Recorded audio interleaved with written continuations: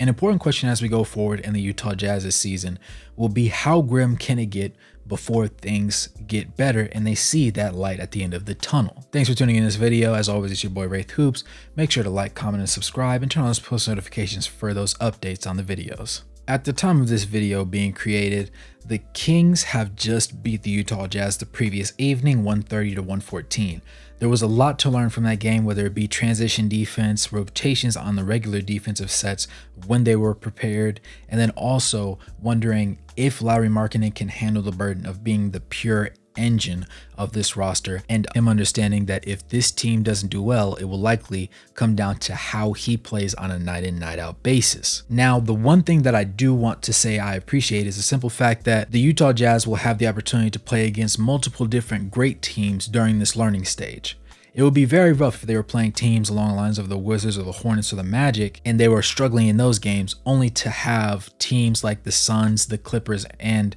the Kings later on in the season where they're trying to make that ultimate playoff push. That being said, the trade deadline will determine whether they want to go ahead and push for the playoffs or if they want to shut everybody down again and go ahead and bank on getting another lottery pick and having somebody pan out. With that in mind, after playing the Kings, by the time this video comes out, they will have played the Clippers as their second game of the season. They also then follow that up by playing the Suns, the Nuggets, the Grizzlies, the Magic, the Timberwolves, and the Bulls. The second half of that slate sounds pretty comfortable, but the first half is the part that I'm most concerned about. They will have played the Clippers, and likely that's going to be a bit of a toss-up game, but the Clippers at their full power with Kawhi and Paul George on the court at the same time is going to be tough for them to deal with. Though it will be a more ideal matchup for Walker Kessler when he has to face against Zubac. Against the Suns, the offensive firepower that the Suns have will punish them if they do not fix their transition defense. And going forward, they'll end up playing against the defending champion Nuggets, who just ended up handling the Lakers in very comfortable fashion. Many Suns fans felt pressed that I said that the Nuggets were a better team than the Suns, despite the Suns' several additions and the Nuggets actually losing Bruce Brown and a couple other bench pieces that might have been slight negatives, but overall did make up their depth. My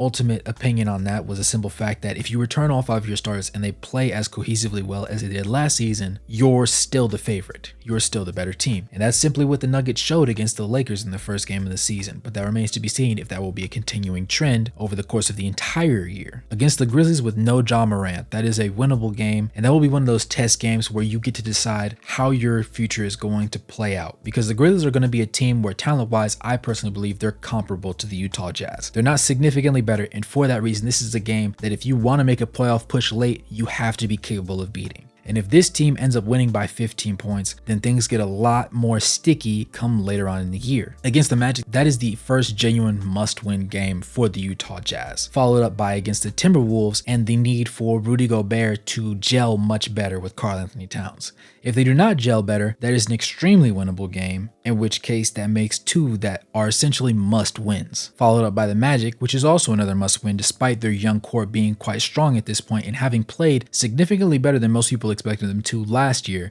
showing glimpses of brilliance even though they couldn't string it all together. That being said, the following game will be against the Bulls, who seem to have a very interesting way of approaching this season, but at the end of the day, I still believe the Utah Jazz are the more talented and well-placed team, and that's a game that must be won. In order for the Utah Jazz to make the playoffs, there's going to be a lot of teams that are around their caliber that they are going to have to win, and that's something that genuinely concerns me right now because they don't have the backcourt completely solidified. Not to say that it cannot happen earlier than later, but when you're a team that was supposed to be in a rebuild and has only one player from 2 seasons ago on the roster, it's going to be very interesting to see how they decide to play their cards. They have a lot of assets in their bank and many draft picks over the next 4 years that most other teams could only dream of having in their cupboard, but they also have the talent that can win games right now when they really need them to. However, you're still in a stage where the likes of the LeBron James, Kevin Durant's, and Stephen Curry's are still borderline at their prime points or slightly tapering off and getting prepared for their twilight years. If you're the Utah Jazz,